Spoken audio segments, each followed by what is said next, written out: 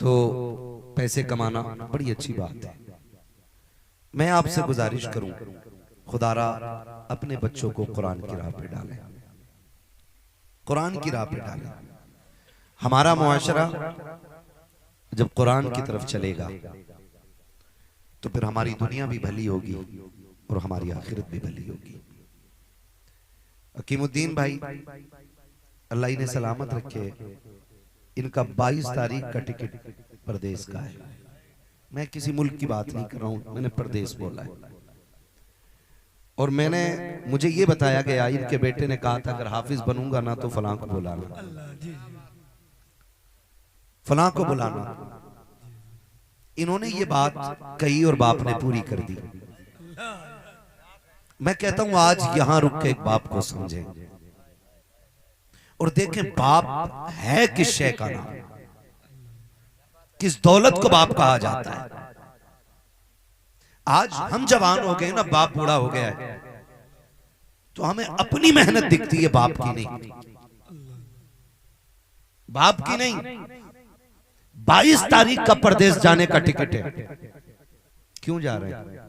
वहां रिश्तेदार है, बोले नहीं ना, बोल सकते हैं तो बोले। वहां रिश्तेदार है, खानदान है, नहीं है ना? वहां वतन है अपना, यार दोस्त हैं अपने, नहीं ना? फिर प्रदेश क्यों जा रहे हैं? जिस दौलत को आज बेटे के लिए खर्च किया है ना, उसी दौलत को फिर से कमाने जा रहे हैं। या यूं कहिए, जिस दौलत को कमा के लाए थे ना, आज उस दौलत को बेटे के लिए कुर्बान कर दिया है। कल जब यही बाप बेटों से कहता है ना, बेटे खांसी का सिरप खत्म हो गया, तो हम जेब पे हाथ मार के कहते हैं तुम्हारे खर्चे उठाएं कि बच्चों के उठाएं। खुदा की कसम, माँ बाप का इतना बड़ा एहसान औलाद पे होता है। अगर अपने बदन की खाल का जूता बना के भी बाप को पहना दो ना, तो उसकी कुर्बानियों का बदला पूरा नहीं हो सकता। उसकी कुर्बानियों का बदला पूरा नहीं हो सकता है। बाप कितनी बड़ी दौलत है। जानते हो क्या कमी है मेरे नबी के आंगन में? रब ने सब कुछ ही तो दिया है। बरेली के इमाम ने कहा मालिक के कौनैन हैं गो पास कुछ रखते नहीं, दो जहां की नेमतें हैं उनके खाली हाथ में, ये बरेली के इमाम ने कहा। और सब कुछ रब ने उनकी गोद में रखा है। लेकिन जानते हो माँ बाप होते हैं, माँ बाप होते हैं। मेरे नबी के चचा जब कभी पीछे चलते थे ना, तो हुजूर बाजू पकड़ के बगल में लाते थे और कहते थे चचा पीछे ना चला करो। तो वो गर्दन झुका के कहते थे तेरे कदमों पे कुर्बान जाऊं, तू पीछे की बात करता है। महबूब कहते थे सुना है तुम्हारा चेहरा मेरे बाप अब्दुल्ला से मिलता है।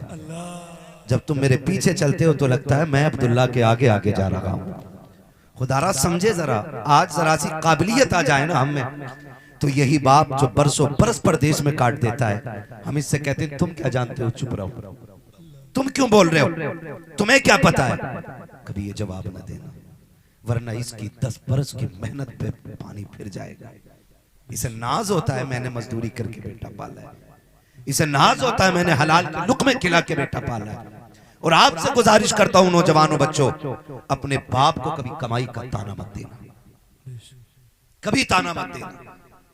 कई बार शान मोहम्मद भाई बापों ने यह शिकायत की है कि मेरे बच्चे को मेरे काम से नफरत है, और कई बच्चों ने यह कहा है कि हमारा बाप ऐसी मजदूरी करता है, हमारे रिश्तों में रुकावट आ रही है। मैं कहना चाहता हूं यार, तुझे क्या लगता है रिश्ते तेरी तदबीर से जुड़ते हैं, रिश्ते तेरी तहकीक से जुड़ते हैं, रिश्ते तेरी काबिलियत से बनते हैं, रिश्ते तेरी दौलत बनाती है। खुदा की कसम, जोड़ों के फैसले तो रब ने कर दिए हैं, अब मिलने के रास्ते अलग होते हैं। कभी ऐसा नहीं होता कि 6 महीने रिश्ते तलाश किए जाते हैं, कई कई जिलों में ढूंढा जाता है, पड़ोस में लड़की मिल जाया करती है। मैं पूछना चाहता हूं क्या तुम्हें पड़ोस में नजर नहीं आया तो कहना यह पड़ता है हम कितना भी ढूंढते रहे, होता वही है जो खुदा चाहा करता। नारे तकबीर, नारे रिसालत, हजरत अल्लामा मौलाना मुफ्ती हम्माद रजा साहिब क़िबला।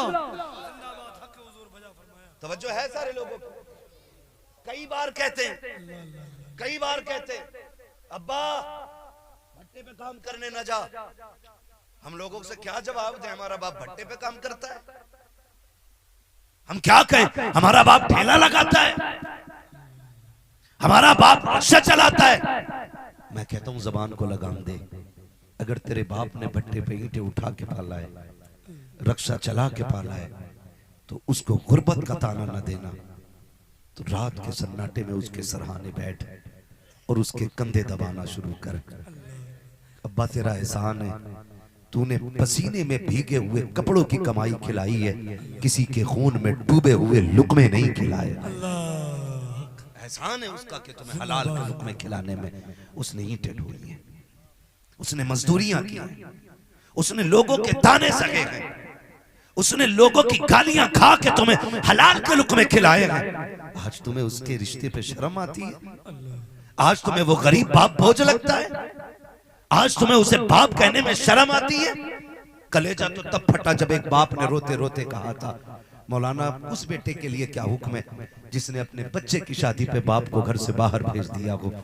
ये मैं कोई अखबार आपको नहीं सुना रहा हूं, लोग मुझसे हवाले मांगते, मैं कहता हूं हर एक का सीना चीर के देखो। खुदा की कसम समाज में गम फैला हुआ है। ये जो महफिल में उतरे हुए चेहरे हैं, ये तुम्हें नहीं बताते हैं कि इन चेहरों के पीछे कितने छुपे हुए गम है, कितने दुखों का इलाज ढूंढने आए हैं ये लोग। कभी देखो तो सही तन्हाई में, कभी गरीबों को वक्त दिया करो, कभी कमजोरों की सुना करो। एक का एक दर्द भरा लहजा मिलता है। उसने आकर के जब कहा था, मेरे रोंगटा खड़ा हो गया।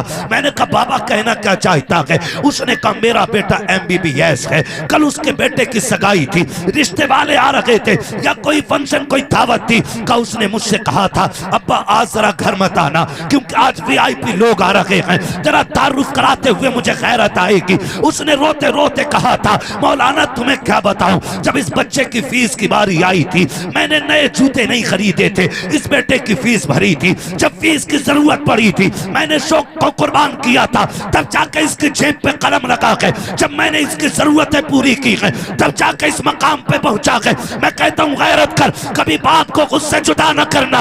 अगर तेरी जेब पे कलम लगा है और बाप फटे कपड़े पहनता है उसे धक्का दे के ना निकाल, बल्कि जब VIP लोग आए तो उनमें सबसे पहली कुर्सी अपने बाप की डाल और सबको ये बता सुनो ये वो बादशाह है जिसकी उंगली पकड़ के रब ने मुझे इस मकाम तक पहुंचाया।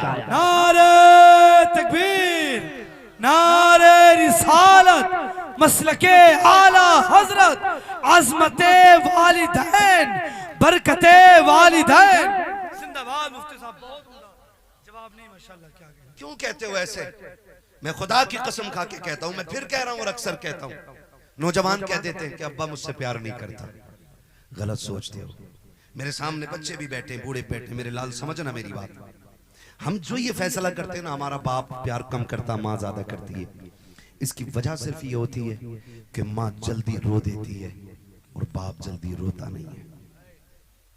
ये देख के हम कहते हैं कि मेरी माँ ज्यादा प्यार करती है, लेकिन खुदा की कसम अगर बाप जल्दी रोता नहीं है ना तो जा मेरी बात याद रख, जिस दिन तू रात को 10 बजे तक काम से वापस ना आए, अगर माँ बेकरार रहती है तो बिस्तर पे चैन से बाप भी नहीं लेटा करता है, बाप भी नहीं लेटा करता। हम रातों के मुसाफिर हैं, जाकिर भाई हैं, ये तमाम उलमा हैं जो रातों रात जिनका काम चलने का है। खुदा की कसम एक नहीं सैकड़ों बापों को हमने रोड पे सन्नाटे में रात की तन्हाई में कोहरे में खड़ा देखा है। जब पूछा ना क्या बात है, खुदा की कसम उसने कहा भी बेटा काम पे से नहीं आया है। और देख तो सही, तुझसे किसने कह दिया बाप प्यार नहीं करता है? जब पहले की बात है, जब मैं भी पढ़ता था मैंने देखा एक माई एक जगह से चढ़ी और उसके हाथ में एक कपड़े की पुटलियां बंधी थी, उसको सीट नहीं मिली, वो बीच में बैठ गई। बस पे हम लोग जा रहे थे, नीचे बैठ गई और जब आया ना शहर उतरने लगी। किसी ने कहा इस उम्र में यहाँ आने की क्या जरूरत थी? जानते उस माँ ने क्या कहा था? कहा सुबह मेरा बेटा बिना टिफिन के काम पे आ गया था, मैं घर पे चाय ना पी सकी, अपने बच्चे के लिए काम पे यहाँ रोटी लेकर के आई हूँ। मैं पूछना चाहता हूँ इन माँ बापों की कुर्बानी का बदला कौन दे सकता है? कौन इनकी मोहब्बतों का सिला देगा? आज बीवी ने जरा सा कह दिया तेरे बाप की खांसी से तकलीफ होती है, माँ की आवाज से से दुख होता है तो तुम उसको उठा के जहाज में बैठा के आसमानों पे ले जाते हो और बूढ़े माँ बाप को पलट करके नहीं देखते हो। देखो मेरे हाथ जुड़े, तुम्हें खुदा का वास्ता, माँ बाप से बड़ी दौलत तुम्हें कोई नहीं मिल सकती है, ना इनसे ज्यादा तुम्हें कोई प्यार कर सकता है, ना इनसे ज्यादा कोई तुम्हें चाह सकता है। हाँ हाँ, हम दुनिया जानती है, जब भी कहीं जाते हैं इंसान खुद से बेहतर हमें खिलाता है, अपने से अच्छी जगह लेटाया करता है। पूछो जाकिर इस्माइली साहब से, बताओ कहां पलकों पे नहीं रखा जाता। लेकिन अल्लाह की इज्जत की कसम, जब कभी माँ से बात होती है उसका पहला जुमला होता है, बेटे तूने खाया कि नहीं खाया है, कहीं तू भूखा तो नहीं है। मैं पूछना चाहता हूँ, ये प्यार तुम्हें कौन देगा, ये मोहब्बतें कौन ला के दिखाएगा? किससे कह देते हो तुम कि तेरे चेहरे से नफरत है? किसका नाम लेके कहते हो कि तुझे देखना नहीं चाहता? और तुम्हें खुदा का वास्ता इन जातों की इज्जत कर लो। दुनिया खा के एहसान मानती है, ये बिन खाए तेरा एहसान माना करते हैं। मौलवी 500 रुपए लेता है, पीर 50,000 लेता है, तब जाके तुझे निजात की दुआ देता है। ये बूढ़े माँ बाप होते हैं, जब रात को कमर की हड्डी दर्द करती है या कूले दर्द करते हैं या टांगों में ऐंठन होती है, माँ बाप की आंख खुल जाती है। रात के सन्नाटे में कभी अपनी सेहत नहीं मांगी, कभी लंबी जिंदगी नहीं मांगी, कभी रिस्क की बरकत नहीं मांगी। हाथ उठे तो कहा अल्लाह मेरी खैर है, मेरे बेटे को सलामत रखना है, मेरे लाल को सलामत रखना है। सुनो, पैसे लेकर के दुनिया दुआ देती है, बगैर लालच के जो दुआएं देते हैं उन्हीं जातों को माँ बाप की साथ कहा जाता है। नारे तकबीर, नारे रिसालत, मसलके आला हजरत, अजमते वालिदैन। खुदारा इनकी इज्जत करेंगे हम, इनकी कदर करेंगे हम। आज इस दौर में सबसे ज्यादा मजलूम जात माँ बाप की जात है। मुझे कुछ नहीं आता, मैं कुछ भी नहीं हूं, मेरी कोई औकात नहीं, बस इतनी सी हकीकत है। मैंने पहले ही कहा, तेरे टुकड़ों पे पले गैर की ठोकर पे न डाल, झड़कियां कहां छोड़ के सदका तेरा। माँ बाप बड़ी दौलत होते, बड़ी दौलत होते। ये प्रदेश काटने वाले लोग अल्लाह इन्हें सलामत रखे, अल्लाह बरकतें दे। और मैं उन बेटों के लिए तन्हाई में भी दुआएं निकलती हैं जो बाप की जिम्मेदारी संभालने के लिए वतन छोड़ देते हैं। बड़ी दुआएं निकलती हैं उनके लिए भी। आसान नहीं होता वतन छोड़ना, मुश्किल होता है। हम लोग परदेसी लोग हैं, हमसे पूछो खुदा की कसम, 1000 ऐश है, 1000 आराम है, किसी चीज की कोई तकलीफ नहीं है। लेकिन जब कभी बेटी या बच्चों का फोन आता है ना, तो दिल करता है सब कुछ छोड़े उड़ के घर चले जाए। हमारा भी जी चाहता है हम अपनों के बीच में रहें, मगर खुदा की कसम सुने, ये जो सब कुछ छोड़ के ना वतन छोड़ जाते हैं, कभी इनके साथ बुरा ना करना, कभी इनके साथ ना इंसाफी ना करना। परदेश कितनी भी अच्छी जगह है ना, तो है परदेश, परदेश है। मुझसे किसी ने कहा कि 22 तारीख को जाएंगे और फिर कम से कम 2-3 साल का सफर है। मैं सोचने लग गया, या अल्लाह, ये जिगर बाप के सिवा और किसका हो सकता है? ये जिगर बाप के सिवा और किसका हो सकता है? क्यों ये वतन छोड़ रहे हैं? क्या इन्हें माँ प्यारी नहीं? क्या इन्हें बाप प्यारा नहीं? क्या इन्हें अपनी फैमिली प्यारी नहीं? ओ यार, खुदा की कसम, जिस आंगन में बकरे 4 दिन बंध जाते हैं, उन जानवरों को आंगन अच्छा लगने लगता है, तो फिर वो इंसान जिसकी जिंदगी जिस आंगन पे गुजर गई हो, फिर वो उस वतन को छोड़े तो कितना मुश्किल होगा, कितना मुश्किल होगा। लेकिन फिर भी ये वतन छोड़ जाते हैं। क्यों? हमारी दुख में कट जाए मगर हमारी औलाद की सुख में कटनी चाहिए, सिर्फ इसलिए कि हमारी औलाद की सुख में कटनी चाहिए, इसलिए जिंदगी काट दी पूरी प्रदेश में। और फिर भी बच्चे अगर ये कहें अब्बा तुमने हमारे लिए किया क्या है, तो इस बाप को हार्ट अटैक नहीं आएगा तो क्या होगा? बताओ, इस बाप को हार्ट अटैक नहीं होगा तो क्या होगा? लोग कहते हैं कि नहीं 50 साल हो गए तो खून गाढ़ा पड़ गया था। वो भाई, इसका खून तो आखिरी सांस तक गाढ़ा नहीं पड़ सकता, इसलिए कि इसने ईंटें उठा के मजदूरी इतनी गाढ़ी की है। नहीं पड़ सकता आखिरी सांस तक खून गाढ़ा। लेकिन फिर भी क्यों ये खून गाढ़ा नहीं पड़ा? जब अपने ही बच्चे अपने बाप से कहते हैं कि तुम्हें देखें या औलाद को देखें, तब उसे अपनी कुर्बानियां रुला देती हैं। एक सेकंड के लिए पूरे बदन का खून रुक जाता है, फिर जब दूसरे सेकंड में खून तोड़ना चाहता है ना, तो कहीं ना कहीं खून में गांठ बन जाती है। और वो चलते चलते जब दिल की नस को आके ब्लॉक करती है तो तेरा अकड़ना उस बाप की मौत का सबब बन जाता है। तुम कहते हो बुढ़ापे ने मार दिया, बुढ़ापे ने नहीं, बाप को तो बेटे के तानों ने मार दिया है। बेटे के तानों ने मार दिया है। आज एक बाप की कुर्बानी आप देख रहे हैं, एक बाप की। और मैं मुबारकबाद पेश करता हूं भाई कि अल्लाह ने एक बेटा दिया है, वो भी हुजूर के दीन के नाम कर दिया है। ये भी बड़ी बात। बेटा एक ही है और गालिबन एक बेटी है, ऐसा ही है ना? सही बोल रहा हूं मैं? एक बेटा है और एक बेटी है। अल्लाह बेटियों के नसीब अच्छे करे। ये भी बड़ा मुश्किल मसला है, बेटियों के नसीब अल्लाह अच्छे करे। और बेटा एक ही है और वो भी दीन के नाम कर दिया है, वो भी दीन के नाम कर दिया। इसीलिए मैंने कहा था आपके इलाके में एक और अमीर की इजाफा हो गया, एक और अमीर बढ़ गया है कि उसने बेटे को कुरान का हाफिज बना लिया। ये बड़ी जरूरी चीजें होती हैं, इसे समझने की कोशिश करें। हम अगर मुकम्मल तरीके से दीन में आ जाएंगे ना तो किसी की माँ ने दूध नहीं पिलाया है, बिल्डिंग है तो क्या कोई हमारे छप्परों की तरफ भी देख सके। लेकिन कमी ये हो गई है कि हम मुकम्मल तरीके से मुसलमान भी ना हो सके, मुसलमान भी ना हो सके। मैं आपको मुबारकबाद पेश करता हूँ, इतनी रात को आप बैठे हुए हो। यकीनन ये अच्छी माओं की परवरिश का नतीजा है, जिसने दूध ही हुजूर के दीन के लिए पिलाया है। और आप बिस्तर छोड़ के हुजूर की महफिल में बैठे हो, बड़ी बात है। आखिरत की भी तैयारी कर लेना, ये बहुत ज्यादा जरूरी है। जिंदगानी आमतौर पे 60 और 70 साल है आमतौर पे। कोई जी जाए 120 साल तो वो उसके लिए यूं कहिए बोनस।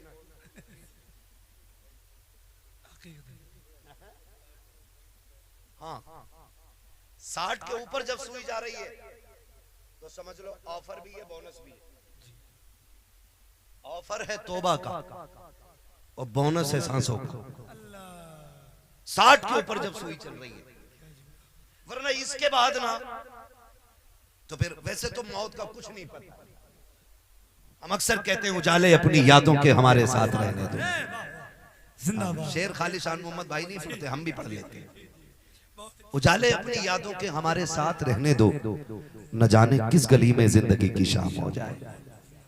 हर वक्त यूं तो मौत के लिए तैयार रहना चाहिए, मौत के लिए हर वक्त तैयार रहना चाहिए। लेकिन आमतौर पे जिंदगी कितनी है? 60-70, इसी के बीच में निकल लेना है। ये 60 साला जिंदगी थोड़ी दुख में उठा लें, इसके बाद वाली जिंदगी बड़ी सुखों वाली हो जाएगी। इसके बाद वाली जिंदगी बड़े सुखों वाली होगी, बड़ा पुरसुकून माहौल मिलेगा। ये तो कटी जानी है। लेकिन जैसी लड़का पैदा हो ना, मैंने किसी को कहते भी सुना, खूबसूरत होगा तो डॉक्टर बनाऊंगी, काला होगा तो मौलाना बनाऊंगा, सेहतमंद होगा इंजीनियर बनेगा, लूला लंगड़ा होगा तो इमाम साहब बनेगा। ये ज़हन है, ये सोचें। मगर सुन, तू भी सही कहती है, जिसे कोई तालीम सीने से नहीं लगाती उसे मुस्तफा की तालीम सीने से, जिसे कोई सीने से नहीं लगाता उसे हुजूर का दीन सीने से लगाता है। मैं सलाम करता हूं इन मदरसे वालों को। मदरसे वालों में भी कुछ फित्तीन होते हैं, सारे ही नहीं, कुछ की कुर्बानियों पे दिल जान से कुर्बान जान। सलाम करता हूं मैं, बड़ी मेहनतें करके हमारे बच्चों को पढ़ाते हैं, बड़ी मेहनतें करके। अच्छा एक बात बताओ, जब आखिरी सांस आए तो क्या इरादा है? सांसें अटक अटक के निकले कि जल्दी दम निकल जाए? क्या इरादा? बोलो, मेंबर वाले ना बोले, सिर्फ नीचे वाले बोले। कैसे? जल्दी निकल जाए, ये इरादा ना? गर्दन हिला रहे हो अल्लाह के बंदो। अब तो मैं सोचता हूँ सब जगह पढ़ाई हो रही है, अब तो हर जगह जबान आ गई है, लोगों को बोलना सीख गए, बोल सकते हैं। वरना मैं आपको बुलवाना भी जानता हूं, मैं कहूंगा नहीं। अभी बस इतना बताओ, क्या चाहते हैं? सांसें जब टूटने लगे तो दम देर से निकले या जल्दी?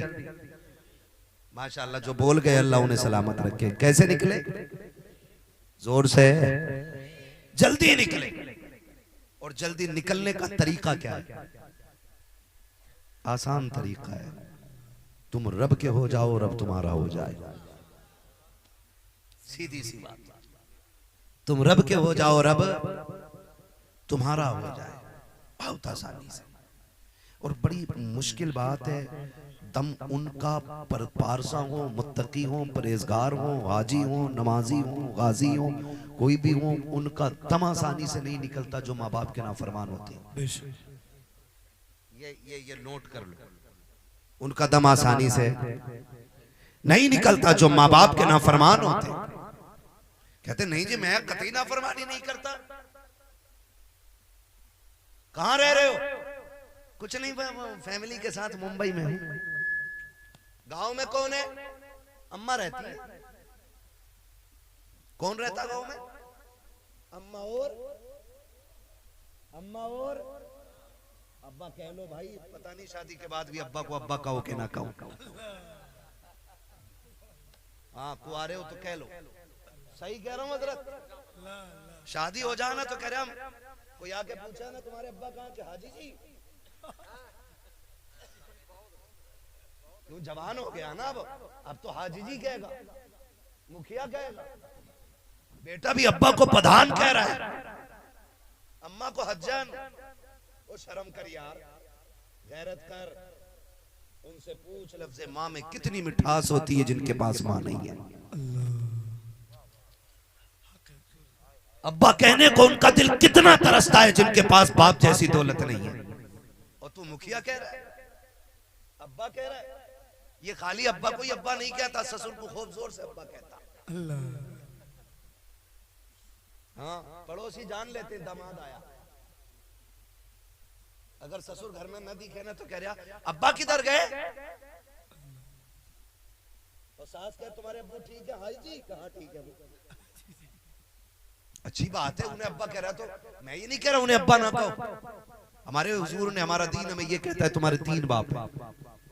एक वो जिसने तुम्हें तालीम दी, एक वो जिसने तुम्हें पैदा किया, और एक वो जिसने तुम्हें बेटी दे दी। तीनों की खूब इज्जत करो, ये हमारा दीन सिखाता है। लेकिन किसी को छोड़ के किसी की इज्जत नहीं करनी, किसी को छोड़ के किसी की इज्जत नहीं करनी है, सबकी इज्जत खूब करनी है। तो घर पे कौन रहता है? अम्मा। जिन्हें शर्म नहीं आ रही वो बोले। अगर अपने अब्बा की औलाद हो बोलो, और अब्बा के भी अब्बा हो तो कतई मत बोलो। ऐसा लग रहा है जैसे बेटे को अब्बा कहलवाया जा रहा है। बोल सकते हैं? कौन रहते घर पे? और कहता मैं पूछ के आया था। हमने अम्मा से कहा अम्मा हम चाहते हैं बच्चे अपने साथ रखें, तो अम्मा ने इजाजत दे दी। तो मैंने कहा पगले वो माँ है, वो तो दिल निकाल के खुशी खुशी दे देती है। तू इजाजत की बात कर रहा है? तू इजाजत की बात कर रहा है? वो जरूरत पड़े तो बेटे को दिल दे देती है। क्या दुख नहीं होता उसे दिल निकाल के देने में? होता है ना, दुख होता है। तो दुख था तो फिर इजाजत क्यों दी? मैंने कहा सुन, जब तू बचपन में पेशाब कर देता था ना बिस्तर पे, तो तकलीफ तो होती थी ना गीली जगह पे लेटने पे, लेकिन फिर भी तुझे सूखे में लेटाया, वो तेरे भिगाए हुए बिस्तर में लेटी रखी। पूछना वो क्यों लेटी रहती थी? ताकि मेरे बेटे को तकलीफ ना हो। जब तूने ये कहा परदेश जाना चाहता हूँ, अम्मा इजाजत चाहिए, माँ ने तुझे इजाजत दे दी, तो तुझे क्या लगता है उसे दुख नहीं हुआ? और तुम्हें खुदा का वास्ता, जब ये जवान थे तो तन्हाई में गुनगुना के वक्त काट लेते थे, काम में वक्त कट जाया करता था। आज बुढ़ापा आ गया, कुछ खा भी नहीं पाते हैं, लहजे भी साफ साथ नहीं देते हैं, सांसें भी रुक रुक के चलती हैं। आज इन्हें तन्हाई नहीं, आज इन्हें तेरे साथ की जरूरत है। तू आके परदेश में कहता है कि मैं पैसे कमाने आया हूँ। दौलत कमाना आसान होता है, लेकिन मुश्किल होता है अपने माँ बाप का साथ देना। इनके साथ वक्त गुजारा करो। तुम नहीं जानते हो प्यारे, जब बच्चे दूर चले जाते हैं, माँ बाप तनहा घर के अंदर होते हैं और उन्हें तेरी याद आती है, वो चाहते हैं तुझे बेटा कह के आवाज दें, तो माँ कभी दीवार से बातें करती है, कभी दरख्त की शाखें पकड़ के तेरा नाम लेती है। लोग कहते हैं पागल हो गई है, ये दरख्तों से बातें करती है, ये दीवारों से बातें करती है। जा जाके उस माँ से पूछ, क्या तेरा दिमाग चल गया है या तू पागल हो गई है? क्यों अपने बेटे का नाम लेके तू दीवार से बातें करती है? तो वो रात के सन्नाटे में उठ के तेरा नाम लेने वाली माँ कहेगी, तुम्हें क्या पता है बचपन में जब गुड्डू कह के आवाज देती थी कलेजा ठंडा होता था, जब पप्पू कह के आवाज देती थी तसल्ली हो जाया करती थी, उसके बगैर जीने का तसव्वुर नहीं किया, उसके बगैर रहने की आदत नहीं डाली। आज 6 महीने हो गए हैं, उसका फोन तक नहीं आया है, जी चाहता कि उससे बात करो मगर उसका फोन तक नहीं आता। बताओ मौलवी करूं क्या? जब वो नहीं आया उसका नाम लेके दीवारों से बातें करती हो, कम से कम नाम जबान पे आ जाए, कलेजे को ठंडक मिल जाती है। ओ खुदा का वास्ता, पैसे कमाओ खूब कमाओ, तुम्हारी मर्जी है, लेकिन माँ के कदमों से दूर रह के नहीं, माँ के कदमों में रह कर के पैसे कमाने के आते। नारे तकबीर, नारे रिसालत, मसलके आला हजरत, अजमते वालिदैन, बरकते वालिदैन, कदमे वालिदैन, हजरत अल्लामा मौलाना मुफ्ती हम्माद रजा साहिब कुबला। हमारे यहाँ पीर परस्ती इतनी हो गई है, पीर परस्ती इतनी हो गई है, हाथ चूम के कह रहे हम कतई जन्नती के हाथ थे। और इसकी पहचान पता क्या कह रहे? निरे रूई जैसे हाथ है इसलिए जन्नती के हाथ है। सुन भाई, 24 घंटे अपने अब्बा को एसी में रख, उनके भी हाथ देखेगा ना तो फिर रूई जैसे हो जाएंगे। हैं? पीर के हाथों में जन्नत दिखाई दी, बाप के पैरों के तलवों में पड़ी हुई ठेठों को तुमने झांक के नहीं देखा? झांक कभी तलवों में, वो तुझे बचपन में कंधे पे लेके ना चला होता ना उसके पैर भी रूई जैसे होते। लेकिन हम कहते हैं मजा आ गया, पीर साहब के हाथ दबाए, ऐसा लग रहा है जन्नत का फरिश्ता पकड़ लिया। ये भी एक बार बेगैरत नहीं कह रहा कि अब्बा के भी हाथ दबा दिए, क्योंकि इसके कौन दबाएगा? ऐसे ठलुए गुलाम कहां मिल जाएंगे? मैं आपसे गुजारिश करता हूं, वो पीर जो तुम्हें माँ बाप से दूर रखे उससे खुद ब खुद दूर हो जाओ, दूर हो जाओ। कोई पीर तुम्हें माँ बाप के बगैर जन्नत नहीं दे सकता है, ये लिख लेना। कोई भी पीर तुम्हें माँ बाप के बगैर जन्नत नहीं दे सकता। लग रहा होगा ना मैं पीर रखला, मेरे पीर साहब, मैं किसी के पीर को नहीं कह रहा हूं, जिसका भी पीर माँ बाप से दूर रखे, हलाल कमाई से दूर रखे, ऐसे पीरों को छोड़ दो वरना नस्लें बर्बाद हो जाएंगी। हमारा भी एक पीर है, दुनिया ताज शरिया कहती है। हाँ, हम बुखारी शरीफ जब पढ़ते थे हजरत के पास लोग मिलने आते थे ना, मुसाफा सरकार फरमाते थे ताज शरिया, और उसके बाद कहते थे यूसुफ भाई वगैरह से, आशिक भाई वगैरह से कहते थे लोग गए के हैं, कहते हजरत अभी यहीं खड़े। तो गुस्से में कहते थे यहाँ क्या कर रहे हो, क्या देख रहे हो, ये कोई कश्मीर की वादी है? ऐसे बोलते थे, ये कोई कश्मीर की वादी है जो यहाँ तमाशा देखने खड़े हो? फरमाते थे जाओ अपने बच्चों के लिए हलाल रोजी तलाश करो। अगर मेरे पास रहोगे तो बच्चों के लिए हलाल रोजी कहां से लाओ? ये नजरिए लाओ। तो आज बीजेपी की तरह 50-50 रुपए में मुरीदों से भीड़ लगवाई जाती है। हाँ, आगे पीछे गाड़ी लगा दो, आका आ रहे हैं। इस आका से पूछ, गारंटी हो गई तेरी जन्नत की? तेरे कागज तो तैयार होंगे। जानते हो जब हजरत राबिया बसरिया के पास निकाह का पैगाम हजरत हसन बसरी ने भेजा, आपने मालूम है क्या कहा था? कहने लगी, कहा कि मैं निकाह करना चाहता हूं। तो आपने फरमाया इतनी फुर्सत है आपको, आप निकाह करेंगे? नीचे लिखा था सुने ना, निकाह की दावत हम कबूल कर लेंगे, बस जरा चंद सवालों के जवाब दे दें। कौन कह रहा? राबिया बसरिया। कह किससे रही है? हसन बसरी से। हसन बसरी से कह रही है, हसन बसरी निकाह की फिक्र में लग गए हो, बताओ क्या गारंटी मिल गई है कि ईमान पे खात्मा होगा? कोई कागज मिल गया है कि मौत ईमान पे आनी है? का अगर ईमान पे मौत आनी है तो फिर ये बताओ कि ये कोई गारंटी है कि कब्र के सवाल आसानी से पूरे हो जाएंगे? सोचे जरा, हम अपने आप को देखें, ये जुब्बे ये कुब्बे बने फिरे पीरे मुगाम, बांटते फिर रहे हम जन्नत। खुदा की कसम, इमाम गजाली ने कहा था, काश अगर कोई ये यकीन दिला दे, ये यकीन कोई दिला दे कि जहन्नम की सजा पाकर के जो सबसे आखिर में निकाला जाएगा वो गजाली होगा, कहते हैं फिर मैं चैन की नींद सो जाऊं। कहते हैं अगर ये भी पता चल जाए कि मैं जहन्नम में जाऊंगा लेकिन फिर निकाल लिया जाऊंगा और आखिर में निकाला जाऊं भले ही, कहते हैं फिर भी चैन से सो जाऊंगा। आज हमारे नफ्स देखें, जातियात देखें हमारे, जब तक दो चार लोग हमारे खुतबे ना पढ़े हमें मौज ही नहीं आती। 8-10 लोग आगे पीछे ना हो हमें मजा ही नहीं आता बात करने में। यह भी कोई जिंदगी है? कहा हसन बसरी, अगर सांस ईमान पे टूट रही है फिर ठीक, कब्र के सवालों का जवाब पक्के कर लिए, और अगर जवाब भी पक्के हैं तो पुलसिरात का मसला सब ठीक ठाक है ना? ओ वो जो तराजू लगी है वहां अमल जो तुलेंगे, सारी तराजू का मामला साफ है। चीख निकल गई इमाम गजाली, हजरत हसन बसरी जैसी जात की। हम जन्नतें बांट रहे हैं। खुदारा निकलो और अपनी रातों का एक हिस्सा ऐसा बना लो, भले 10 मिनट सही, जब दुनिया सो जाया करे तुम मुसल्ला बिछा के अपने रब को रो के दिखाया। ये निकालो जिंदगी में इतना वक्त, और हर एक को निकालना पड़ेगा, वरना खैरियत नहीं है। पीर भी कूटा जाएगा, मुरीद भी कूटा जाएगा। भाई मेरी कोई करामत यहां बयान कर दे, मेरे रुतबे बुलंद हो गए। डरना चाहिए जो जितना जिम्मेदार है।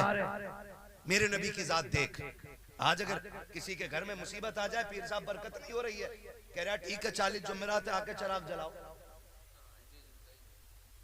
40 जुमेरात चिराग, 40 जुमेरात कितने महीने हो गए? लगा दिया ना काम से। 40 के 40 पकड़ लिए तो ऑटोमेटिक भीड़ रहेगी। सुनो जी, सीधी सी बात है, हम पक्के बरेलवी हैं, हमें कोई वहां भी ना समझे, लेकिन आला हजरत ने अल्लाह वालों से प्यार करना सिखाया है, अल्लाह वालों की इबादत करना नहीं सिखाया है।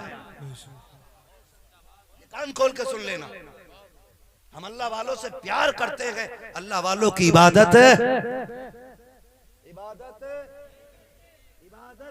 नहीं करते। नंगे दरे जाना पर करता हूं जबी साई, सजदा न समझ नजदी सर देता हूं नजराना, है ना? तो अल्लाह वालों से हमें प्यार करना सिखाया। माफ कीजिएगा, होता क्या है, अच्छी बात है मज़ारों की हाजिरी, लेकिन उससे ज्यादा जरूरी है कब्रिस्तान की हाजिरी। कब्रिस्तान की हाजिरी, कब्रिस्तान साल में 2 बार जाता है, शबे कदर पे और नहीं जी शबे बरात, शबे कद्र और शबे बरात। टंकी फुल तेल से, चाबी लगाई,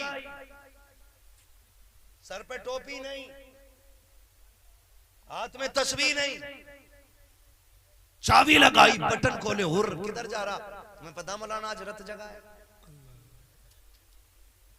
रथ जगह का मतलब देखो, किधर जा रहा? वहां जा रहे हो उस वाले मजार पे। क्या करेगा? जागना है रात भर। सुन, मजारों का तकद्दुस अपनी जगह है, लेकिन माँ बाप की कब्र की अजमत अपनी जगह होती है, अपनी जगह होती है। खूब चक्कर लगा रहा, हुर हुर हुर, कह रहा मौलाना पूरे 3 बजे सोया जाकर, फजर में उठा क्या पता ही ना चला, क्योंकि रात भर जागा था ना, इसलिए फजर गायब, क्योंकि रात भर जागा था। हमारी कौम बहुत माशाल्लाह इतनी सीधी कौम है, शब कदर आ गई ना तो सारी कब्रों की घास खो देंगे और कुछ चूना फेर देते, जनरेटर लगाएंगे, पूरी लाइट लगाएंगे और लाइट लगा के अब्बा की कब्र के बिल्कुल बीच सीने पे अगरबत्ती ठोकेगा। वो भाई इन उलमा से पूछो, आग को कब्र से और कब्र को आग से दूर रखना चाहिए। बीच सीने पे ऐसा मुट्ठी भर के पूरी लगाई है और दूर से फोटो खींच रहे कब्र का बदला। कह रहा हमारे यहाँ के कब्रिस्तान देखो, आज शबे बारात है, आज शबे कद्र है। मैं आपसे पूछना चाहता हूँ, जरा बताओ तो सही, ये वजह क्या है? मालूम है ये जिहालत की वजह है, हमारी लाइल्मी की बुनियाद है। हम कभी मदरसे नहीं गए, हमने कभी इल्म नहीं सीखा। उसकी वजह यह है कि हमने कब्रों पे चूने फेरे, हमने मज़ारों में हमने जाके कब्रों पे लाइटें लगाई, हमने उनके सीने पे रख के अगरबत्तियां जला दी। खुदा के वास्ते जरा समझने की कोशिश करना। ओ मेरे भाई, जो तुम कब्रिस्तान में लाइटिंग करते हो, कभी पूछा कभी कब्र वालों से, बताओ तुम्हें इस लाइट से कितना फायदा मिला है, इस रोशनी से कितनी राहत पा रहे हो, बताओ तो सही। अगर तुम पूछोगे उनकी कब्र से आवाज आएगी, नादान एक नहीं 1 लाख लाइटें ऊपर लगा दे, हमें इसका कोई फायदा नहीं है। तू चूना फेर या रोड बना, झाड़ू लगा या सफाई कर, हमें उससे कुछ मिलने वाला नहीं है। अगर हमारी राहत के लिए तू कुछ करना चाहता है तो कुरान की चंद आयतें हमें पढ़ के सुना था, ऊपर के उजाले से तुझे फायदा होगा, कुरान की तिलावत से हमें फायदा हो जाएगा। मगर ये कब होगा? जब बेटे कुरान पढ़ेंगे, जब बेटे कुरान पढ़ेंगे। जब बेटा टिकटॉकर है, रील बना रहा है, उसे कुरान कौन पढ़ाएगा? जिब्रील? बताओ मुझे। ये दीन से दूर रहने की कमी है। हमने देखा है और तुमने भी देखा होगा, आपने भी ये चीज देखी होगी कि जब लोगों का दम निकलने लगता है ना तो घर वाले भागते हैं। आबिद जी हैं क्या? आबिद जी हैं क्या? ना क्यों? क्या अब्बा की सांसें अटक रही हैं? अब्बा की सांसें अटक रही हैं। सुने, मजाक ना समझे इसको, सीरियस लें। ये सभी के साथ होना है। मौत ख्वाब नहीं है, हकीकत है, मरना है सभी को। अब्बा की सांसें अटक रही हैं। 3 घंटे तक हाफिज नहीं मिला, 3 घंटे तक इंसान हुचर हुचर करता रहा। 3 घंटे तक काश तूने अपने बेटे को हाफिज बनाया होता, काश तूने बेटे को कुरान दिया होता। खुदा की कसम खा के कहता हूँ, अगर तू बिस्तर पे गिरता और वो बिस्तर तेरा बिस्तर मर्ज है तो अल्लाह तुझे इस तिलावत के सदक़े में शिफा दे देता, और अगर वो बिस्तर तेरा बिस्तर मर्ग है तो फिर अल्लाह इस तिलावत के सदक़े में तेरी रूह आसानी से निकाल देता। लेकिन ये कब होगा? जब आपके बेटों को कुरान आता होगा, जब आपके बेटे को दीन से शगफ होगा, जब आपने अपने बच्चों को मदरसे भेजा होगा। यह सबसे बड़ा काम है। खुदा की कसम, दुनिया की दौलत इकट्ठा करना कमाल नहीं है, अपने बच्चों के सीने में कुरान की दौलत डाल देना ये सबसे बड़ा कमाल, ये सबसे बड़ा कमाल होता है। तो पढ़ाएंगे इंशाअल्लाह अपने बच्चों को, इंशाअल्लाह पढ़ाएंगे इंशाअल्लाह। हमारे मारेरा शरीफ का एक पैगाम है, आधी रोटी खाएंगे बच्चों को, आधी रोटी खाएंगे बच्चों को पढ़ाएंगे। तालीम पे सबसे ज्यादा गौर करें, पढ़ाएं। और कुरान, आज क्या वजह है? एक घर के अंदर 9 मेंबर हैं, कुरान 2 ही है। हाँ, कुरान 2 ही है। एक अम्मा के जहेज में मिला था, एक दादी के जहेज में। हर साल नए मॉडल का मोबाइल आ सकता है घर में, लेकिन जिंदगी में कभी कुरान के हदिये की फुर्सत नहीं मिली। ये सच कह रहा हूं मैं। 9 मोबाइल, 5 लोग हैं तो 9 मोबाइलों को फुर्सत नहीं। 9 बंदे हैं, 2 कुरान है। सालों साल बीत गए, कुरान खोला ही नहीं गया है। फिर पूछते हो बरकत नहीं हो रही है? पीर साहब बरकत नहीं हो रही है? और पीर साहब भी नहीं पूछता कुरान पढ़ा जा रहा है कि नहीं घर में, नमाज के मुसल्ले बिछ रहे कि नहीं घर में, वो भी नहीं पूछ रहा है। वो भी सीधा कह रहा है, ठीक है बता तावीज कौन सा वाला देना है? 786 वाला देना है या 1100 वाला देना है? और पक्का बरेलवी है तो कह रहे हैं फिर आला हज़रत की निस्बत से दे दो। क्या निस्बतें निकाल निकाल के तावीज बेच रहे, बेच भाई तेरी मर्जी है। वो उसको उजरत देना जायज है, तावीज पे नाजायज नहीं है। मगर मेरा कहने का मतलब ये है, खाली तावीज में ना उलझा कौम को। अगर ये तेरे पास आए हैं और ये सोच के आए कि इसके पास इलाज मिलेगा, तो फिर अपने बच्चे को कह, सामने वाले से कह, सुन तावीज मैं दे रहा हूं, कुरान पढ़ना तेरा काम है, ये सिखाओ। फिर जब कुरान पढ़ते ना लोग, फिर अल्लाह बरकतें अता फरमा देता है। और अगर कुरान ना पढ़ा गया ना तो पूरा तावीज नहीं, पीर लटका लो गले में रस्सी डाल के,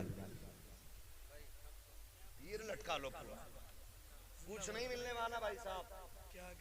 इसलिए कि पीर भी तभी देता है जब खुदा मेहरबान होता है, जब खुदा मेहरबान होता है। लेकिन हमारी तो एक सीधी सी बात है ना, हम तो एक बात जानते हैं, एक सीधी सी बात हम ये जानते हैं कि ये काम ना होगा ना तो जाकिर साहब से 25,000 उधार ले लेंगे, उन पे नहीं मिलेंगे तो फला मौलाना से ले लेंगे, शान मोहम्मद से ले लेंगे, वहां शकील से ले लेंगे, फला से ले लेंगे। ये हमारी प्लानिंग दिमाग में चलती रहती है। लेकिन रब ने कुरान में कितनी बड़ी दौलत दी है। फरमाया गया जिसमें घर में बरकत ना हो वो सूरह वाक़िया पढ़ना शुरू कर दे, अल्लाह उसके घर में बरकतें नाज़िल फरमा देगा। सूरह वाक़िया पढ़ना शुरू कर दो, अल्लाह बरकतें अता फरमा देगा। लेकिन नहीं पढ़ते ना, क्योंकि आती ही नहीं। नौजवानों एक बात बताऊं, बड़ा अफसोस होगा एक दिन जब उम्र गुजरने लगेगी और ख्याल आएगा एक ही कुरान था और वो भी ना पढ़ सके, बहुत रोओगे। कल रोने से बेहतर है आज फिक्र कर लो और कुरान के आदी बन जाओ, कुरान के आदी बन जाओ। पढ़ना नहीं आता तो देख तो सकते हैं ना, अल्लाह ने आंखें दी है ना, देख सकते हैं ना। सुबह काम पे बाद में निकला करो, कुरान पहले देख लिया करो, कुरान देख लिया करो।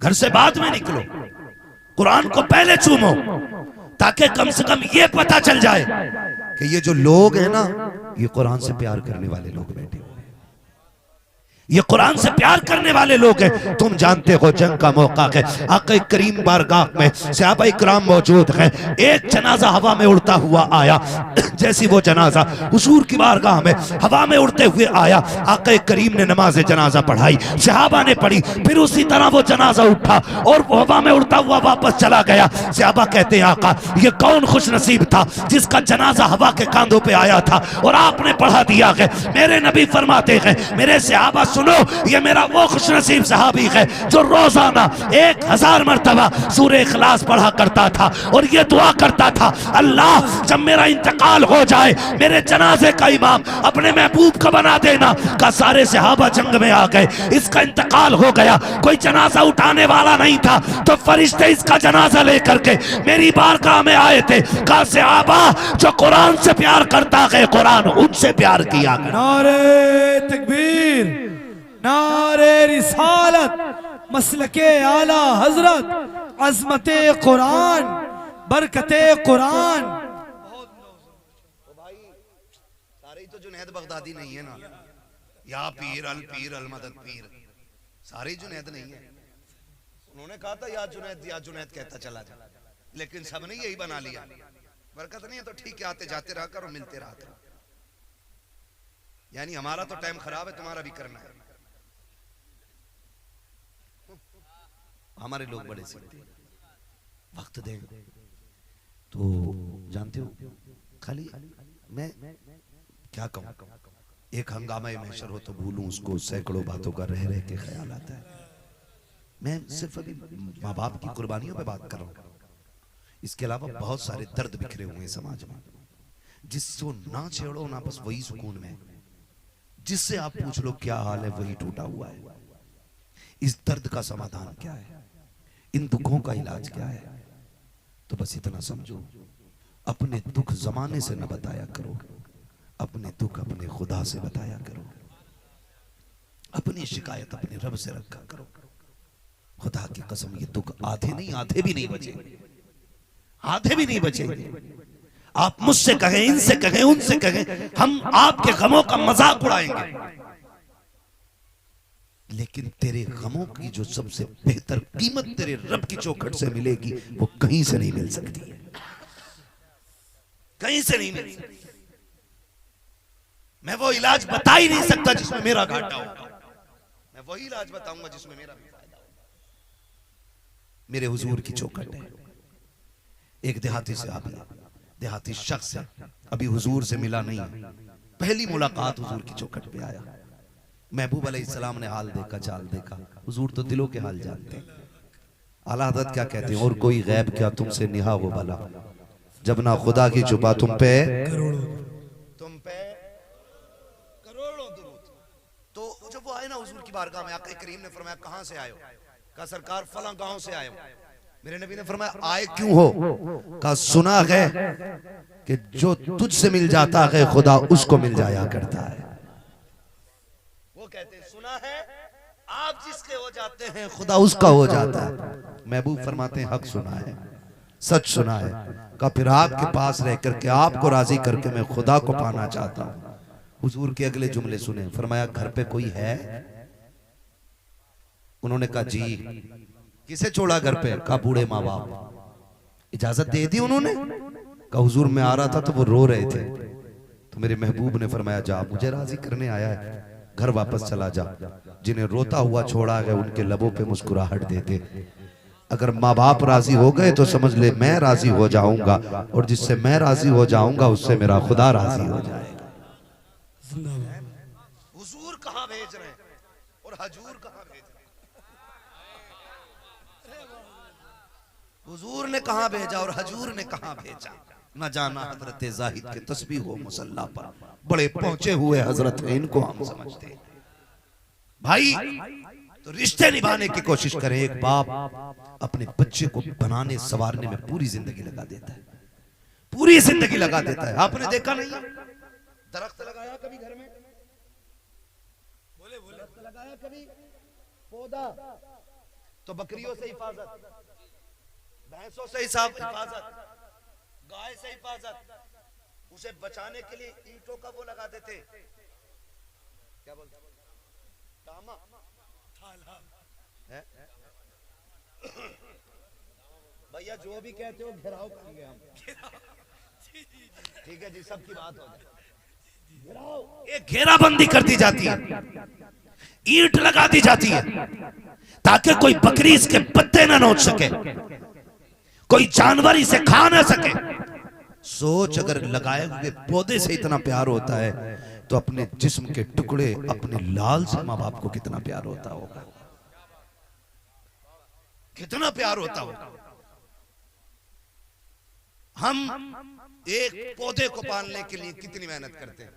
अक्सर किसान लोग बैठे होंगे मेरी नजर में, जहां तक के खेती से ताल्लुक रखने वाले लोग, रोज अपने खेत को देखने बंदा जाता है।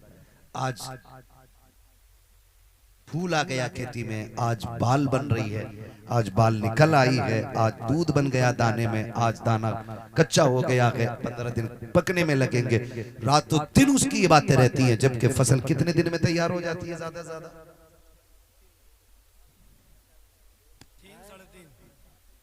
4 से 5 महीने तक, ज्यादा से ज्यादा 5 महीने लगते हैं एक फसल को तैयार होने में। उसको जाकर के किसान कितनी मर्तबा देखता है, कभी मिट्टी चेक करता है, कभी पत्ता तोड़ के लाके दिखाता, देखिए पीला क्यों पड़ रहा है, इसकी दवा कौन सी होगी। कोई स्प्रे दे तो स्प्रे कर रहा है, कोई पानी में दवा डाली जा रही है, कोई जमीन पे दवा डाली जा रही है ताकि फसल अच्छी हो सके। जरा सोच तो सकी, अगर किसान को अपनी 5 महीने की फसल से इतना प्यार है तो 18 साल के नौजवान से बाप को कितना प्यार होता होगा। जरा सोचो तो सकी, एक बाप बच्चे को किस तरह पाला करता है। हम अपने आंगन में लगे पेड़ के नीचे, जब खुद के लगाए हुए पेड़ के नीचे बैठते हैं तो एसी से ज्यादा मजा आया करता है, क्योंकि उस पेड़ को हमने लगाया है। अब मैं बेटों से बात कहना चाहता हूँ, खुदारा कभी बाप के दर्द को समझने की कोशिश कीजिएगा। सिर्फ ये कि बाप ऐसा नहीं है, मेरा बाप भी ऐसा है, आपका बाप भी ऐसा है, आपका बाप भी ऐसा है। हर बाप को बेटे की तरक्की से खुशी होती है, हर बाप बेटे को कामयाब देखना चाहता है, हर बाप को बेटे की तरक्की और कामयाबी पे फख्र हुआ करता है। किसी भी बाप को बेटे की तरक्की से दुख नहीं होता है। यार बाप की कहानी होती है, लेकिन बेटे को समझना चाहिए, जब एक दरख्त को बंदा ये सोच के लगाता है कि ये बड़ा हो जाएगा, इसके साए में लेटने मिलेगा, इसके नीचे बैठना मिलेगा, तो अगर एक पेड़ से ये उम्मीद की जा सकती है तो बाप ने बेटे से कौन सी उम्मीद न लगाई होगी। आज कह दिया करते हो तेरी दवा का पैसा नहीं है, खुदा की कसम दे तेरी उंगली पकड़ के चलता था, कहता था मेरे बुढ़ापे की लाठी गई है। जब तू इसके कंधे पे बैठा करता था तब बाप कहता था मेरा सहारा गई है। जब तू इसकी उंगली पकड़ के कभी बाजार जाता था तो बाप कहता था जब दुनिया ठुकराएगी यही मुझे सीने से लगाएगा। कितनी हसरतों से तुझे बाप ने पाला है। खुदा के वास्ते कभी ताने ना देना, उनकी आंख के आंसू की वजह ना बनना, अगर बन सको तो बाप की मुस्कुराहट की वजह बन जाना। इसलिए कि सिर्फ सजदों से खुदा राजी नहीं होता, बल्कि बाप की मुस्कुराहट से खुदा राजी हो जाया। के ऊपर, वो बाप की इज्जत करे, वो बाप की कदर करे। ये तो बच्चों पे हुकूक थे माँ बाप के, माँ बाप पे भी बच्चों के कुछ हुकूक होते हैं, माँ बाप पे भी बच्चों के कुछ हुकूक होते हैं। बच्चे पैदा हो तो उनका पहला हक यह है कि उनका अच्छा नाम रखा जाए। ये माँ बाप पे हक है बच्चे का कि उसका अच्छा नाम रखा जाए। जोर से कैसा अच्छा नाम रखा जाए। कह रहा ना बच्चे का नाम बता दो मौलाना। हमने कहा मोहम्मद रख दे, उसने कहा कोई और बताओ। जब यहां बात आती है ना कोई और बताओ, तो फिर समझ जाते हैं दीनदारी से इसका कोई लेना देना नहीं है। वरना जानते हो जिसने, हुजूर फरमाते हैं जिसने मेरी मोहब्बत में अपने बेटे का नाम रखा, वो कयामत में बाप बेटे दोनों जन्नत में जाने हैं, दोनों जन्नत में जाने। वो कह रहा अच्छा नाम बताओ, कैसे है? शाहरुख खान रख दो। लठियां चलनी लल्ला, ऊपर तीजा हो रहा होगा, अंदर लठियां चल रही होंगी, पता कुछ नहीं है। कब्र का बंद मुंह है, आसान कर लो उसे, जन्नत की क्यारी बना लो। तो बच्चों का पहला क्या है कि बच्चों का नाम अच्छा रखा जाए, नबियों के नाम पे, सहाबा के नाम पे, अहले बैत के नाम पे, बुजुर्गों के नाम पे, मुबारक जातों के नाम पे बच्चों के नाम पे। फिर अल्लाह उन नामों का असर जात में पैदा फरमा देता है। दूसरी बात, दूसरा हक बच्चे का यह है कि जब बच्चा होशियार होने लगे तो उसकी तरबियत और उसकी तालीम दीनी माहौल में होनी चाहिए। ये माँ बाप पे बच्चों का हक होता है, माँ बाप पे। और वो मेरे भाई हकीमुद्दीन भाई माशाल्लाह, अल्लाह ने एक बेटा दिया, और एक बेटा था तो ये भी सोच सकते थे ना इंजीनियर बना लें, डॉक्टर बना लें, मास्टर बना लें, लेकिन खुदा की रहमत मेहरबान रही, फैसला किया कि डॉक्टर इंजीनियर बाद में बनाएंगे, कुरान का कारी पहले बनाएंगे। पूरी जिंदगी पड़ी, अब बन जाए जाके एमबीबीएस, अब बना लो आईएएस आईपीएस। जिंदगी पड़ी है, लेकिन सबसे बड़ी दौलत तो हाथ में आ गई ना। सबसे बड़ी दौलत, कितना भी अमीर बेटा बाप को क्या दे सकता है? लंदन फ्रांस का टिकट है ना, शिमला ले जाएगा गर्मी में घूमने के लिए। लेकिन हाफिज कुरान वो है जो शिमला का टिकट नहीं, माँ बाप को जन्नत का टिकट देता है, जन्नत का टिकट देता है। और ये यहाँ नहीं, मैदान क़यामत में आप देखेंगे अल्लाह हाफिज कुरान के बाप के सर पे जब ताज रखेगा, लोग ऐसे हैरत में देख के कहेंगे ये कोई नबी है, वली है? का ना नबी है ना वली है, का फिर इतना नूरानी चेहरा और इतना खूबसूरत ताज।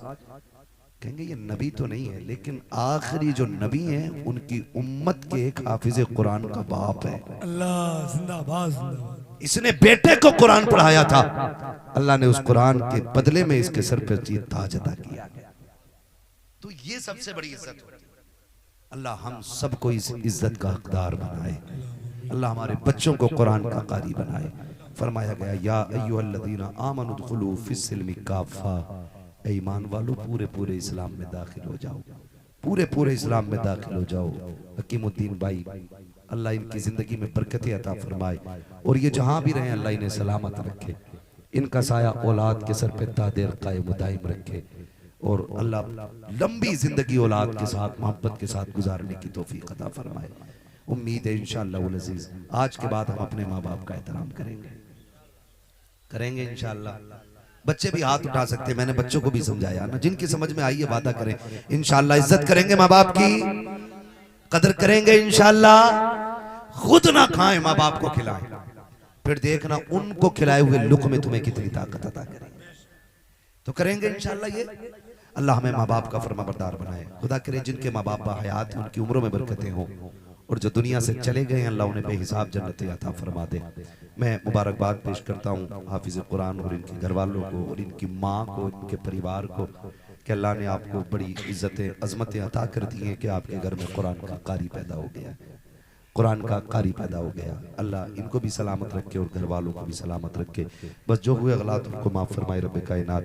जिंदगी ने दिया साथ, फिर होगी मुलाकात, चमन रहा फूल खिलेंगे।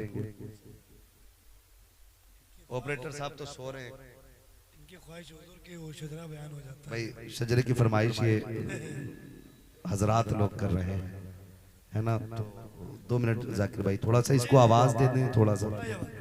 ये तो सीटी इतनी दे रहा है कि आवाज ही नहीं खुलने दे रहा है। ठीक है जी, मैं आपसे गुजारिश करूंगा कि मैं शजरा पढ़ूं, जब मेरा हाथ का इशारा हो तो सुभान अल्लाह बोलना है। ऐसे तो मैं तीजे की फाता में भी नहीं जाता। बोलो यार मैं चल के जरा सुभान अल्लाह। सुभान अल्लाह। लगना चाहिए जाग रहे हैं अभी। चच्चा पैर नीचे कर ले कुर्सी से, मेहरबानी कर। ये हुजूर की महफिल है, माशाल्लाह। ठीक है ना? बोले जरा सुभान अल्लाह। सुभान अल्लाह। और चल के हाँ माशाल्लाह। ये बच्चे देखो, वो एक बच्चा था बड़ा छोटा, उसको ठंड लग रही थी, वो किधर चला गया?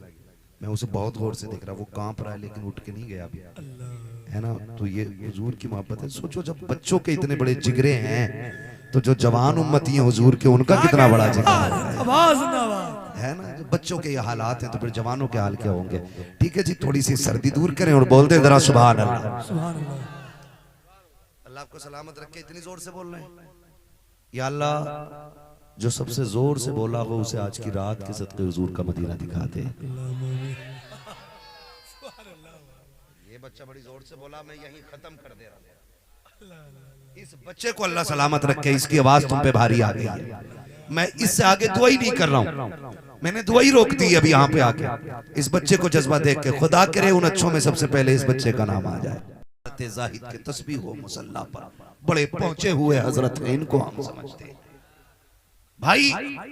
तो रिश्ते निभाने की कोशिश करें। एक बाप अपने बच्चे को बनाने संवारने में पूरी जिंदगी लगा देता है, पूरी जिंदगी लगा देता है। आपने देखा नहीं, दरख्त लगाया कभी घर में? दरख्त लगाया कभी? पौधा तो बकरियों से हिफाजत, भैंसों से हिफाजत, गाय से हिफाजत। उसे बचाने के लिए ईंटों का वो लगा देते, क्या बोलते है?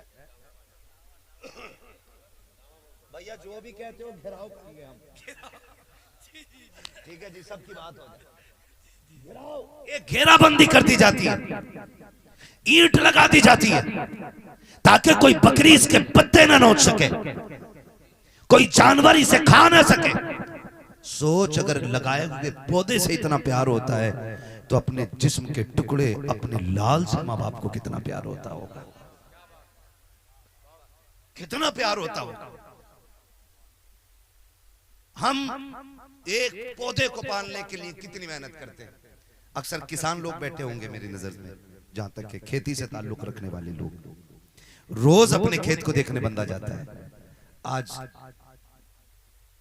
फूल आ गया खेती में, आज बाल बन रही है, आज बाल निकल आई है, आज दूध बन गया दाने में, आज दाना कच्चा हो गया है, 15 दिन पकने में लगेंगे। रातों दिन उसकी ये बातें रहती हैं, जबकि फसल कितने दिन में तैयार हो जाती है? ज्यादा से ज्यादा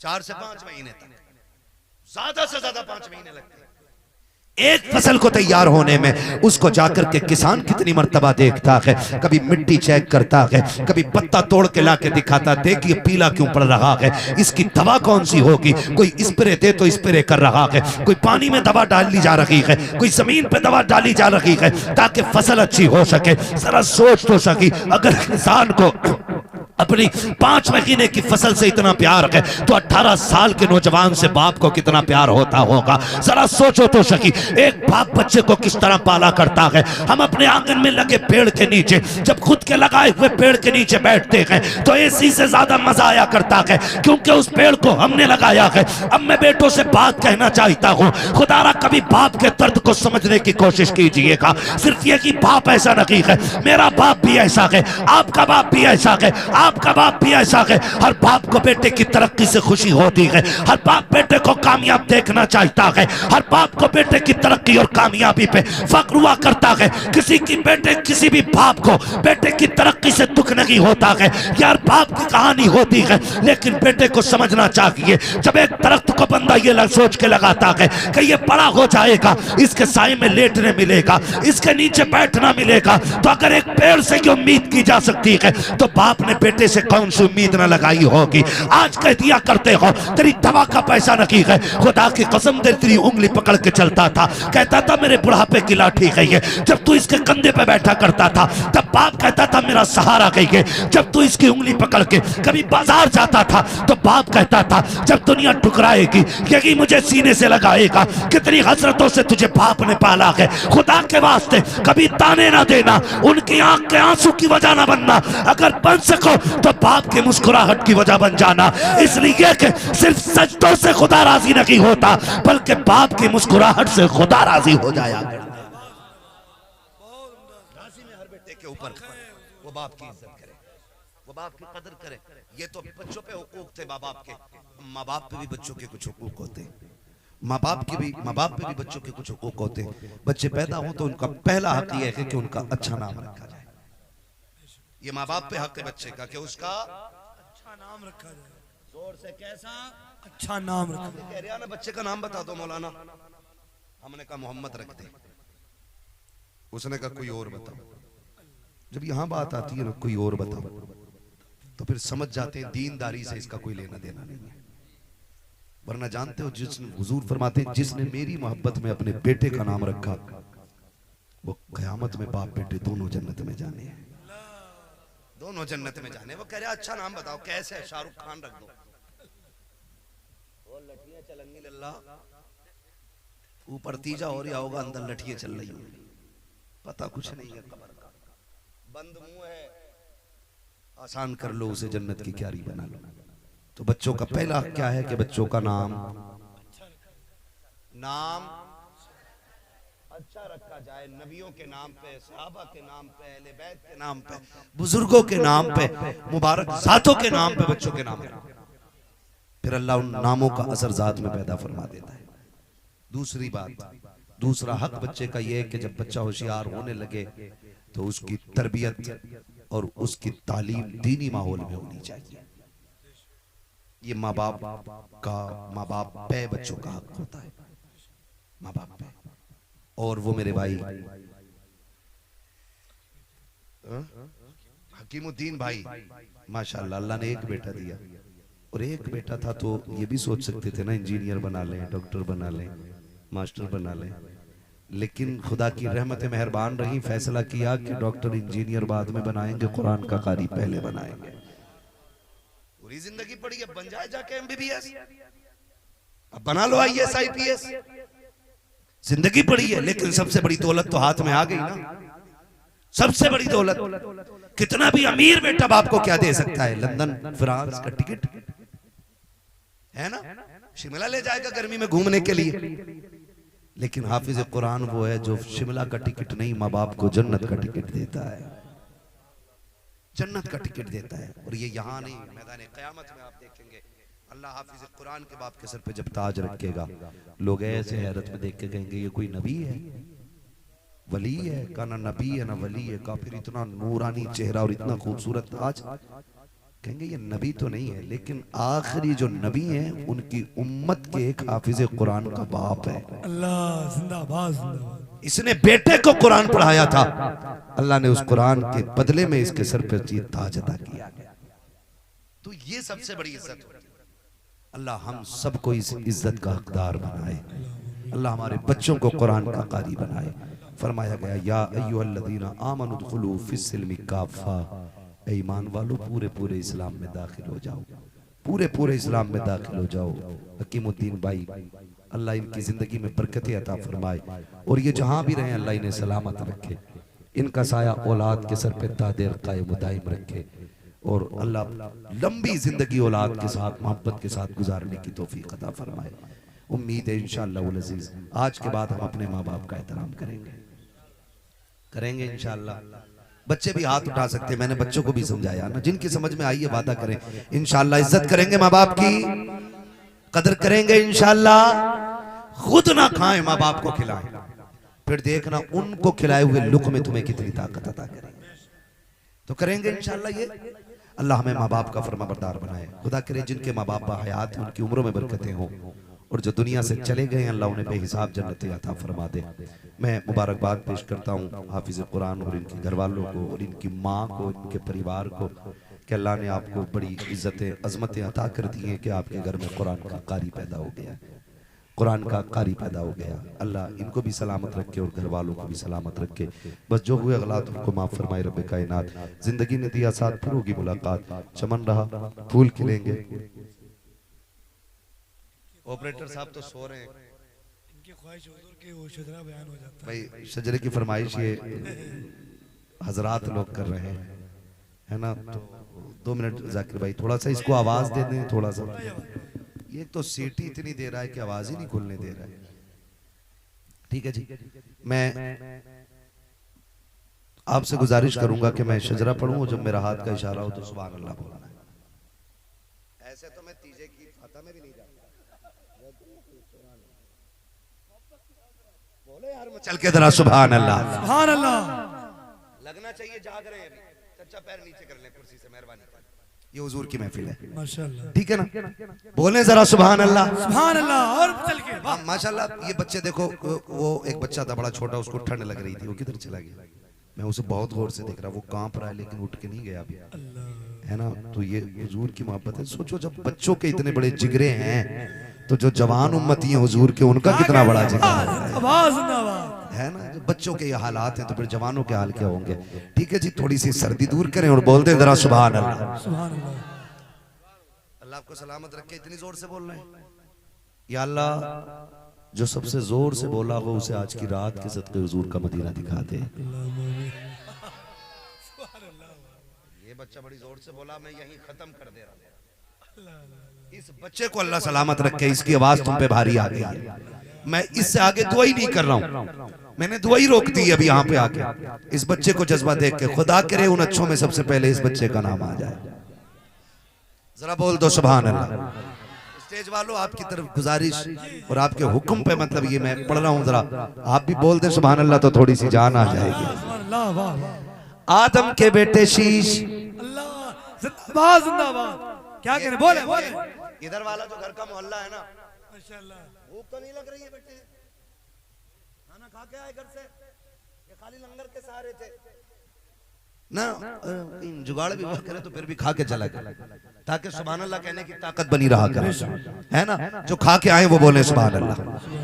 आदम के बेटे शीश, शीश के बेटे यानस, यानस के बेटे कैनान, कैनान के बेटे मेलाइल, मेलाइल के बेटे व्यारत, व्यारत के बेटे इदरीस, इदरीस के बेटे मुतवशिक, मुतवशिक के बेटे लमकने के नाम, लबकने के नाम के बेटे नूह, नूह के बेटे शाम, शाम के बेटे जुलात, जुलात के बेटे शाले, शाले के बेटे आबिर, आबिर के बेटे दाता, दाता के बेटे रावा, रावा के बेटे शारू, शारू के बेटे नाखुर, नाखुर के बेटे तारिक, तारिक के बेटे इब्राहिम खलीलुल्लाह, इब्राहिम खलीलुल्लाह के बेटे इस्माइल ज़बीहुल्लाह, इस्माइल ज़बीहुल्लाह के बेटे केदार, केदार के बेटे अवाम, अवाम के बेटे हमल, हमल के बेटे साबित, साबित के बेटे सलमान, सलमान के बेटे रईसा, रईसा के बेटे इलियासा, इलियासा के बेटे ओद, ओद के बेटे हव्वा, हव्वा के बेटे अदनान, अदनान के बेटे मोहित, मोहित के बेटे नदार, नदार के बेटे मुदिर, मुदिर के बेटे इलियास, इलियास के बेटे मुदरिका, मुदरिका के बेटे खदीमा, खदीमा के बेटे किनाना, किनाना के बेटे नदर, नदर के बेटे मालिक, मालिक के बेटे फार, फार के बेटे गालिब, गालिब के बेटे लुई, लुई के बेटे काब, काब के बेटे मुर्रा, मुर्रा के बेटे किलाब, किलाब के बेटे कुसई, कुसई के बेटे अब्दे मनाफ, अब्दे मनाफ के बेटे हाशिम हैं, हाशिम के बेटे अब्दुल मुत्तलिब हैं, अब्दुल मुत्तलिब के बेटे अब्दुल्लाह हैं, अब्दुल्लाह के बेटे मोहम्मदुर रसूलुल्लाह। नारे तकबीर, नारे रिसालत, मसलके आला हजरत, अजमते मुस्तफा, बरकते मुस्तफा, शजराए मुस्तफा, हजरत अल्लामा मौलाना मुफ्ती हम्माद रजा साहिब कबला। बस जो हुए अगलात उनको माफ फरमाए रब कायनात। जिंदगी ने दिया साथ, फिर होगी मुलाकात। चमन रहा भूल खिलेंगे, जिंदगी रही फिर मिलेंगे। मुसाफिर हम भी, मुसाफिर हो तुम भी, किसी मोड़ पर फिर मुलाकात होगी। फकीरान आए सदा कर चले, सदा खुश रहो ये दुआ कर चले। सारे लोग कलमा शरीफ पढ़ लीजिए, ला इलाहा, और जोर से ला इलाहा। देखो ये इतने सारे उलमा खड़े हैं, ये इतने सारे दीन वाले लोग खड़े हैं। अल्लाह करे ये हमारे कलमे के गवाह बन जाएं और मैदान क़यामत में इनकी गवाही हमारे काम आ जाए, है ना। सब गवाह बना के जोर से पढ़ें, ला इलाहा इल्लल्लाहु मुहम्मदुर रसूलुल्लाह, अस्तगफिरुल्लाह रब्बी मिन कुल्ली